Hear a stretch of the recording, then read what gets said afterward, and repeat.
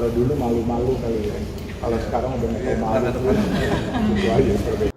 Menyusul pengunduran diri Erlangga Hartarto dari jabatan Ketua Umum, politisi sekaligus pengusaha Yusuf Hamka resmi mengundurkan diri dari Partai Golkar pada Senin 12 Agustus 2024. Sebelum resmi hengkang dengan menyerahkan surat pengunduran diri ke DPP Golkar, dirinya mengungkapkan alasan meninggalkan partai yang sudah 55 tahun menaunginya. Katanya politik tidak tahu malu, jadi alasan kuat dirinya rela hengkang dari partai. Meski demikian, ia tidak ingin merinci siapa yang dimaksud tidak tahu diri tersebut. Sebelumnya diberitakan Tribun Timur, Yusuf sempat mengaku dirinya membela Erlangga karena selama menjabat mengalami hal kasar dan keras. Ia bahkan belak-belakan mengaku melihat Erlangga Hartarto sering terzalimi.